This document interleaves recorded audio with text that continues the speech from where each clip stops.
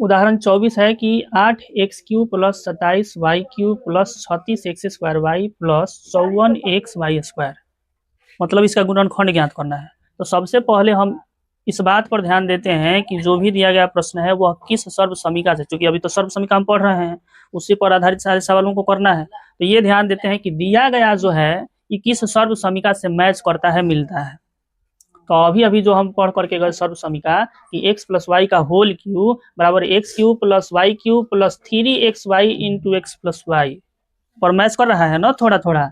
यहाँ तो आपका फर्स्ट वाला तो मिल ही रहा है, ये क्यूब का रूप का है, तो इसलिए हम इस सर्व समीका को लिख दिए और फिर से एक बार यहाँ पर मैं प्रश्न को लिख दिए।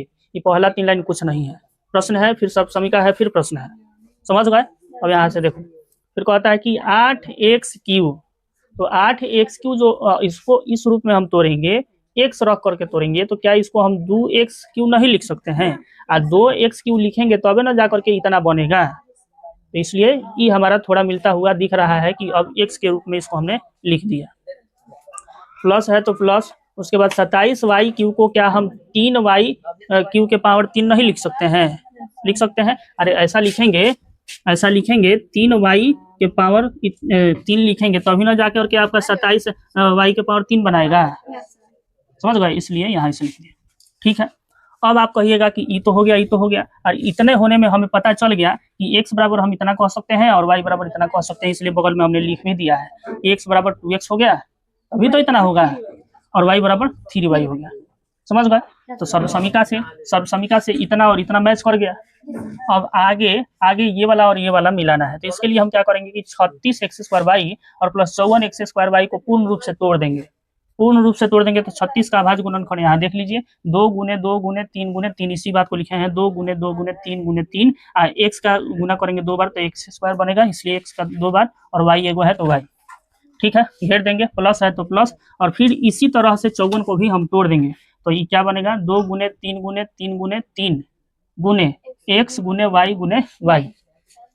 इसमें से आपको जो भी लगे, इजेम कहते हैं वो अभी चलेगा, इजेम कहते हैं उतर रहा है, इसमें से जो भी लगे कि कॉमन है, मिल रहा है, उभयनिष्ठ है, दोनों में है, उसको बाहर भेज देंगे। माने 2 इसमें भी है, 2 यहाँ भी है, जो टिक किया है इसमें है, तो उसको हम बाहर भेज दिए कॉमन के रूप में। और जो बच गया माने यहाँ 2 बचा हुआ है और x बचा हुआ है पहला वाला भाग में, और फिर प्लस तो प्लस, और इसमें क्या बचा हुआ है 3 और y तो 3y। ठीक है, ये जेम का त्यों रहा। और इसको हमने क्या कर दिया, पहले आप देखिए, इसको यहाँ हमने 3 का 3 लिखा, किस लिए, क्योंकि अब हमें इस रूप पर तोड़ना है, माने 3xy के रूप पर तोड़ना है यहाँ बीच वाला भाग को, इसलिए हमने यहाँ 3 का 3 लिखा, और x के जगह यहाँ और y के जगह यहाँ, तो x के जगह क्या था जी, तो 2x और y के जगह 3y को लिख दिया। अब आप इसको कर लीजिएगा, तो 2 गुना x और प्लस 3 गुना y बराबर 3y, तो ये ऑलरेडी x और y के रूप का हो गया, जो कि यहाँ पर में है, इस रूप का हो गया। और इसको भी हमने इस रूप में लिख दिया।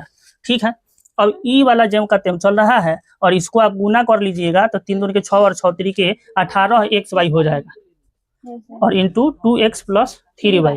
तो आप जान लीजिए, आप जानिए कि ई वाला जो यहाँ आपका आया, ये वाला, ये पूर्ण रूप से इस रूप का हो गया, तो जब इस रूप में रहे तो हम इस रूप में लिख सकते हैं, क्योंकि कहता है कि इतना के बराबर इतना और इतना के बराबर इतना, तो जब इस रूप में है तो अपने आवश्यकता अनुसार हम इस रूप में तो लिख ही सकते हैं। इसलिए इस रूप में लिखने के लिए आपको कहता है कि x प्लस वाई का होल क्यूब, तो x कितना है जी आपके पास, तो 2x प्लस वाई कितना है जी, तो 3y है, होल क्यूब मतलब घात 3, और किसी के भी घात 3 का मतलब होता है कि उसका 3 बार गुना, तो इसलिए 3 बार इसको लिख दिए। समझ गए, बस हो गया गुणनखंड।